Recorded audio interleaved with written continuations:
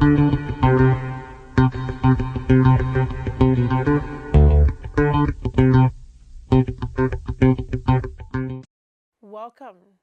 to 1001 Ways to Cope with Stress. I am Professor Kenshasa Shabaka, and we have as the second segment our guest, Mr. Larry J. Walker. The first segment, he spoke about his extremely creative talent, his painting, and all of the experiences that of his early childhood. Now, we would like to talk a little bit about one of the strange happenings in his life, which resulted in his incarceration for 20 years. I welcome you, Mr. Walker, and the floor is yours. Thank you. Yes, I mentioned the second chance when at the end of the first segment, and that's very important because I think my story needs to be told. Growing up in a place that we call the ghetto, it wasn't always like that, but time changed and it became that.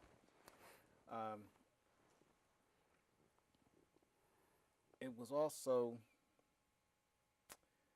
a place that wasn't too fair to minorities.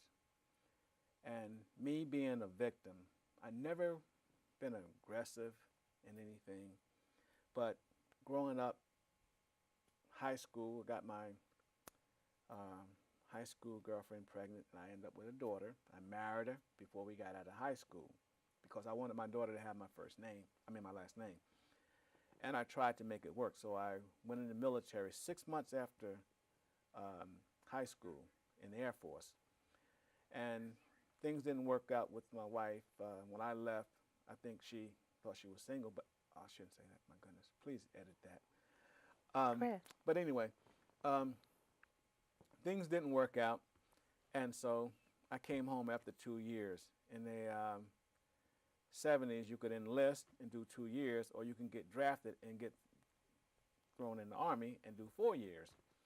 So I took the lesser of the two. And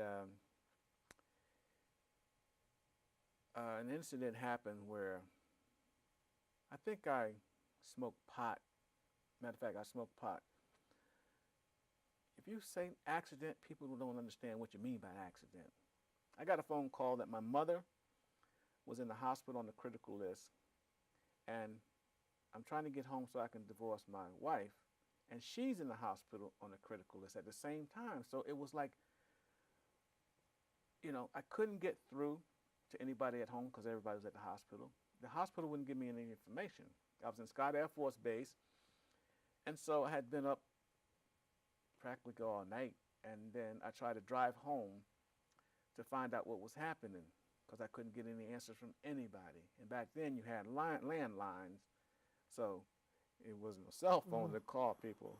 When somebody wasn't home, they're at home, right? Get an answer. No contact. So I tried to drive from Scott Air Force Base, Illinois, to New Jersey, which is 990 some miles, and I Alone?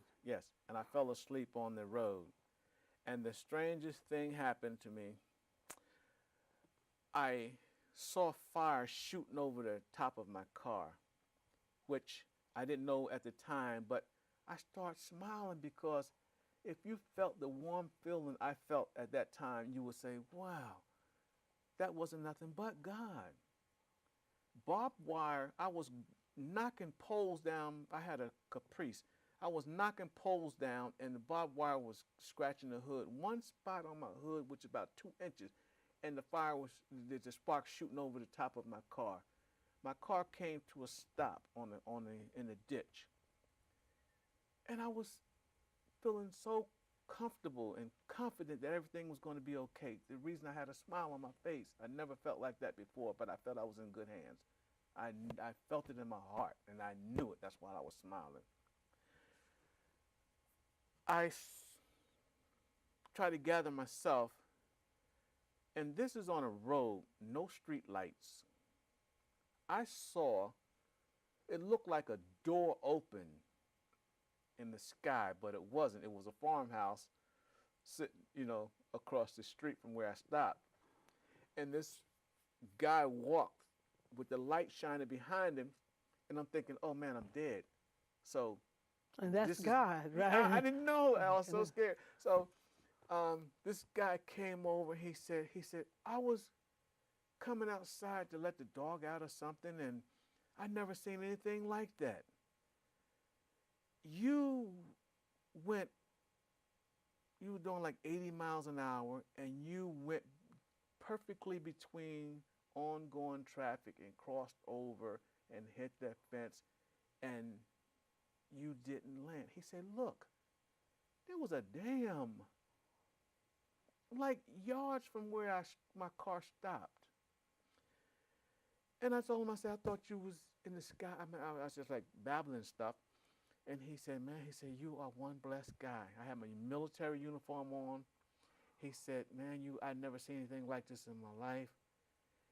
And the strangest thing, I'm thinking I got to get a tow truck, but something told me to turn the car on. My car started right up. I looked at the damage, and a 2-inch scratch on the hood of my car was all that was on damage to my car.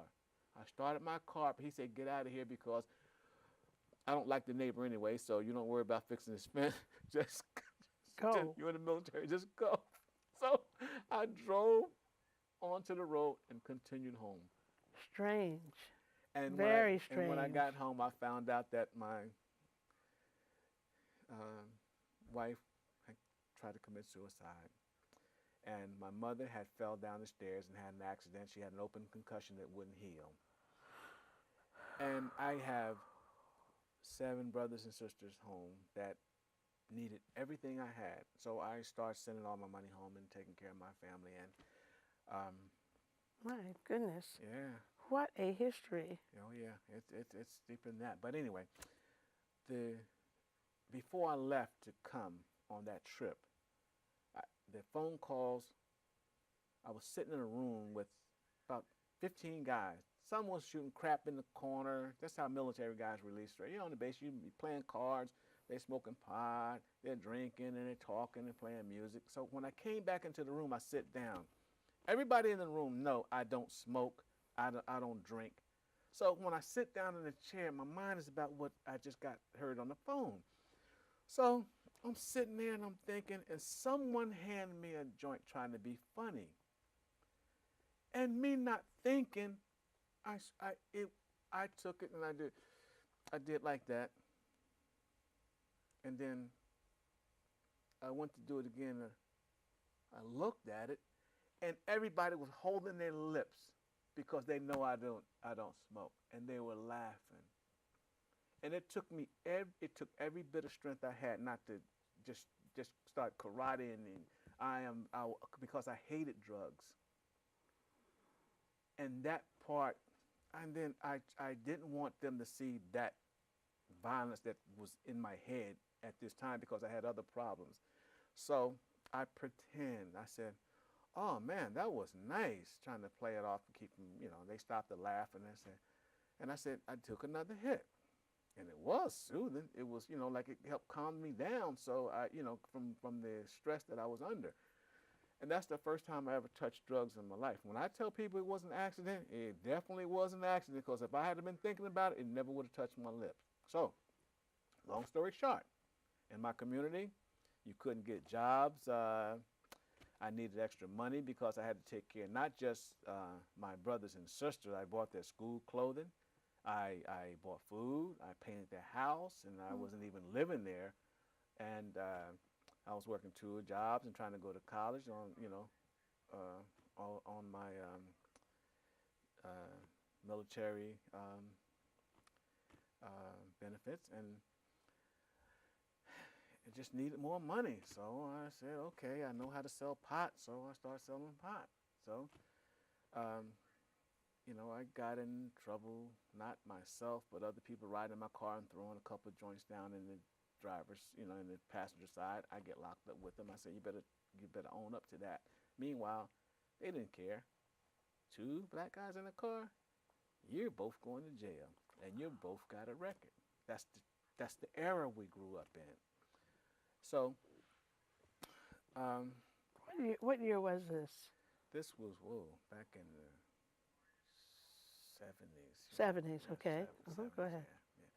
yeah. Early 70s. Mhm. And that led to a record, and, you know, and my life is so complicated, but I want to get to the 20 years I spent in prison.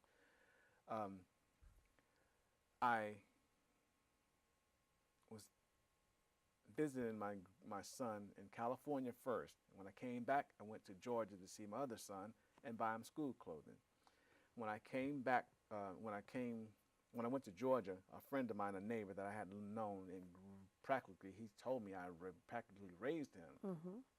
and because I was like 10 years older than him, and we used to play like the Little Rascals. I built their first go-karts, and we used to go to the junkyard and get a handlebar, a seat, a frame, and then build everybody in the community bikes.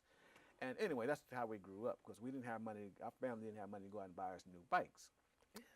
And so we grew up together. And this guy sold some drugs to an undercover agent. And he didn't want to go to jail, so he said, I got him from Larry. Mm. Just like that. And they said, oh, Larry Walker? See, everybody knew me from painting murals all over the town, so now they got somebody they can go after, and they'll let him go.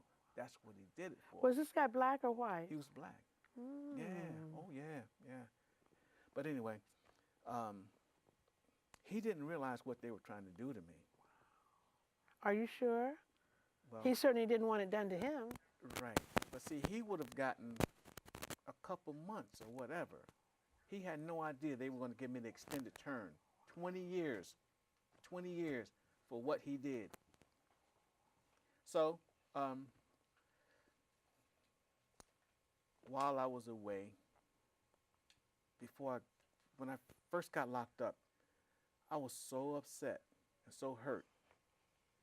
And I'm thinking it's just lying on me. So I got to figure out a way how to get out of it. So I tried to contact Johnny Cochran's Offices. Mm-hmm. And I was told, oh, you want to contact Johnny Cochran, we'll give him something to work with. Straight to my face. I said, I wasn't here. And they said, I can name his name, but I'm not going to do it on television. Mm-hmm. They said, you see this?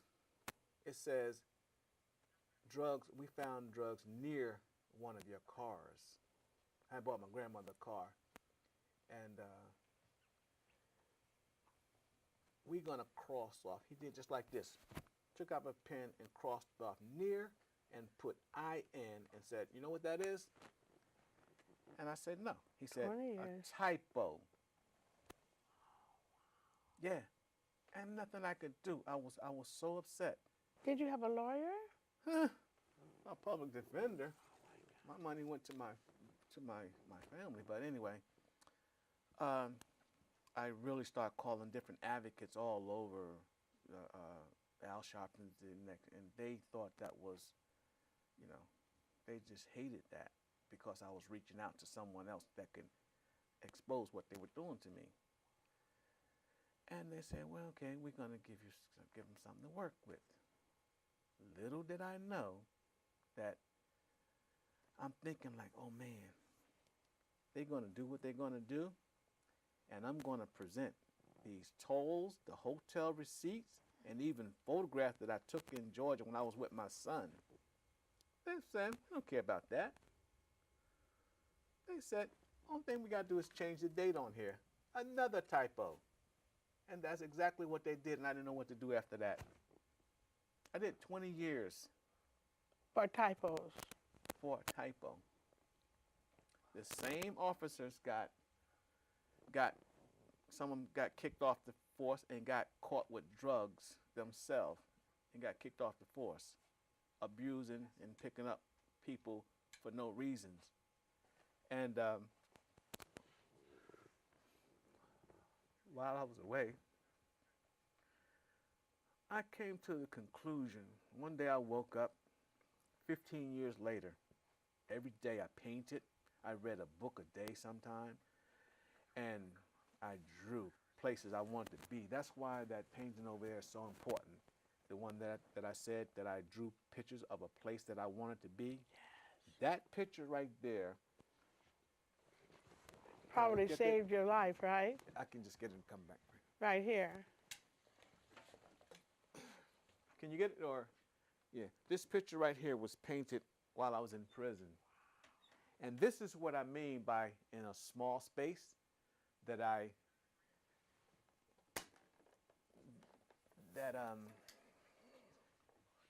You can just take it right off the hook and just hold it in front of you. Yeah. This is Turn it around right there. Yeah. This is what I mean by Right there. No, right here. Put it on the floor right there so you can get it. That's good. Very good. Thank you. Yes.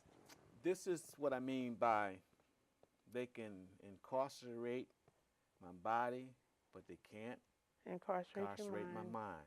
Right. I painted where I wanted to be. That can save your life. It did. Visualization is a very, very Yes. important You're aspect of talking stress about management. Common and stress management, yes. And the thing about it, when I went to Trenton State Prison, the tension was so thick you could cut it with a knife. I'm not a weak guy. I'm not scared of anybody because once I gave my life to God, fear nothing. Fear nothing no man can do to me. So I was able to use psychology that I've studied in college to help communicate and reach some of those guys in prison that were cold-blooded murderers that walked around like Superman and don't look at me or I'll kill you, that kind of atmosphere, which was really sick to me. And I was like, if I was a little bigger, I'll come over there and punch you right in your chest. And everybody laughed because they know this guy's big as a huck and I'm smaller than him. And so now you got laughter in there. And then, later on they said, hey man, I started to come over there and Bobby. I said, yeah, but then the picture that I'm painting for you up there for them 10 packs of cigarettes, I'm going to charge you 20 packs for that painting now. You see, and then it became a light atmosphere. I got on my knees one time, January the 1st, 2005, and I was praying. I said, God, I don't like where I've been. I don't like where I end up. Whatever I've done, I think I've paid for that. I want to go home. And I said, I won't ever touch drugs again in my life, weed. And I never used hard drugs in my life, never smoked cigarettes and never really drank,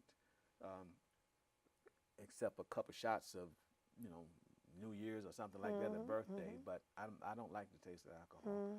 But anyway, I said, I need a second chance. I said, you own everything. You own me. I belong to you. Please give me a second chance. I want to go out in my garden and pick some cucumbers that I grew. I want to plant collard greens for my family, for my grandmother, my daughter and stuff. And I said, I want to feel the dirt. I want to smell the dirt. And I said, but I need your help. I don't know how I'm going to survive when I get out of here, but I need you to bless me with something that can help support me. I was on my knees in my cell. And in front of me, I had 3 rows of paintings ready to go home, ready to send home. Behind me, where my feet were, I had another 3 rows of paintings, 75 paintings totally, ready to go out to the streets and go to Port of Harlem, to Washington, D.C., Prison Foundation, Dennis Sorbin ran. He sold art for the prisoners, and they returned a proportion of the money to the prisoners. So they sold my paintings for 15 years. Port of Harlem magazine, Wayne Young, he sent me work to do for his magazine, and I did illustrations. Since they were my interpretations, we get over the, get around the patent. Oh, yes, Yeah, of yes. course. It's Mhm. my interpretation of a president Right, or whatever. exactly. So Right. they were sending me royalties. Um, I was getting a check like every week or so from the mail. I was sending, different money to my, relatives and, Mm-hmm. family from prison. And Wow. they had faith in me enough to see my paintings at these different exhibits in Washington, Mm-hmm. D.C., Mm-hmm. which someone bought Hillary Clinton's picture and Bill Clinton's picture, That and you had somebody, painted? yeah, that I painted that Oh, was okay. sold in Washington, D.C. Mm-hmm. Shirley Chisholm family, somebody bought her painting up Mm. there. Bill Cosby Beautiful. bought a Tupac painting that was um, at the exhibit. They had a picture of Wow. him standing next to the cash register, buying the picture. And see, even though I was getting a percentage of these pictures while I was in prison, Yeah. the guards, the administration, the nurses, the cooks, everybody in the prison was coming to me they want portraits of their family and stuff like that. So I said, God, I started laughing while I was on my knees because Mm-hmm. I'm asking him to bless me with something that could help me take care of myself. And he blessed me before I even prayed. Wow. I was Fantastic. blessed before I even prayed to ask Mm. him for it. And it's just so funny to me that God has a sense of humor. A real sense He of gave humor. me a second chance before I even needed it. Mm. And Mm-mm. then I said, I'm going to take this chance and I'm going to appreciate it. Wherever you want me to be, God, that's where I'll be. Mm. If you want me to go home, I was going to go up in parole on the 20th year, my 20th year. Mm. Everybody except Larry Walker that went up to parole with a sentence like mine, 20 years with 50 years with a 20-year stip. Stip means you got to do the 20. So it wasn't a 20-year sentence. It was a 50 years with a 20-year stipulation. I Mm. didn't care. I gave my heart to God. And then I walked into that parole office. I had just prayed. I didn't care about anything at that point. I said, God, wherever you want me to be, I'm going to be there because I belong to you. They told me I had a 2-week date that I would go home in 2 weeks. All of them guys that I sit and talk with and been in jail with for years, when I came out and sit down on that step before I couldn't even move, they were laughing. They thought that they had gave me a 10-year hit. 10-year hit they could have legally gave me. They let me go in 2 weeks. I couldn't tell them. On the 8th day, I started giving stuff away. And then they start wondering, what's going on? And the 10th day, the last day, I got a cart, put my personal, every letter that was written to me from my family. Most of them are dead. My dead sisters, photographs, my dead cousins and nephews and older people. I have every letter they ever sent me. I put it on the cart and I rolled it toward the gate. I didn't say anything until I got on the other side of the gate. And then you Knew said I was going bye. home. And then What were your I words? turned around and looked and I said, God bless all of y'all, because you would never know, the public would never know that when you got the cheapest food that's the stores They're gonna throwing away. throw out, but it's still, the salads are green enough, still green enough to the state have to feed us. Everything day old bread is what they serve every day. Day old on. That's right. The inmates do all the cooking. They drop a bowl of salad on the floor. Pick it up. They don't have time. The inmates are coming in to eat. They scoop it up, and if you say anything, they'll fire you and get you out of there. They scoop it up, put it in a bowl, pick anything up that looks, Foreign. foreign, and then serve it to them. And I've witnessed things like big old steamer. They'll dump 50-pound boxes of rice in the steamer.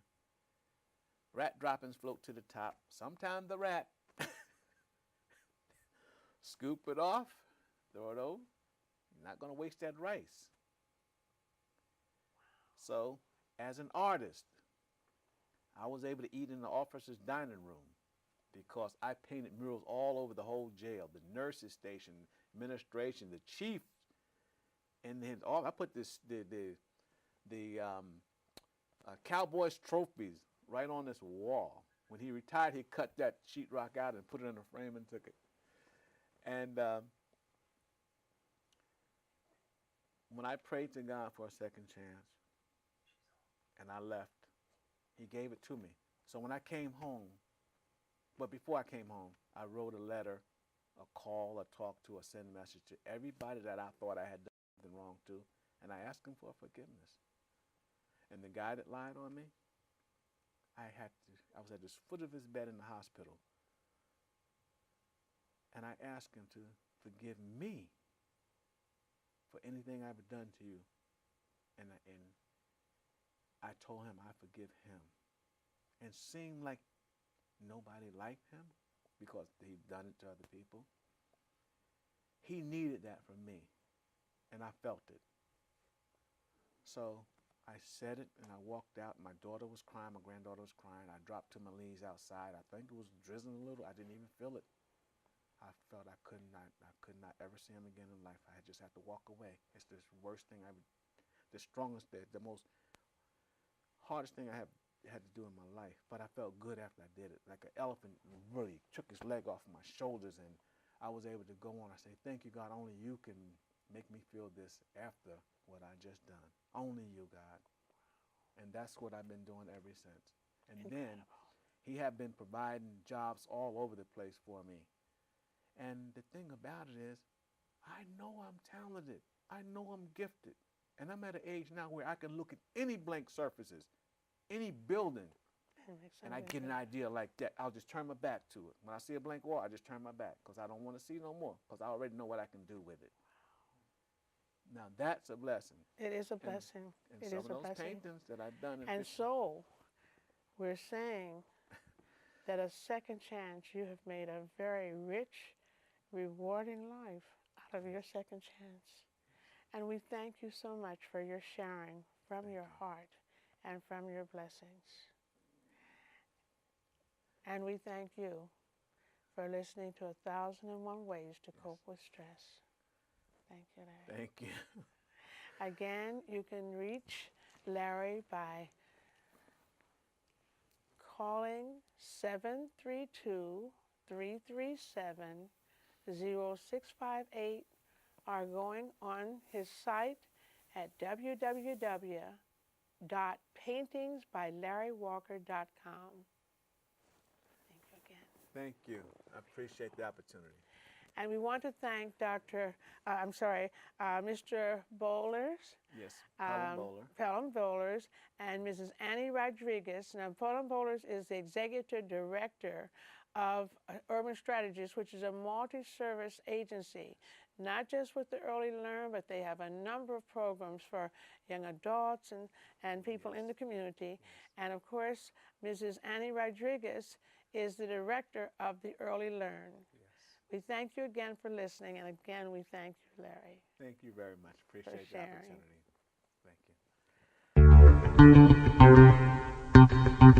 Thank you.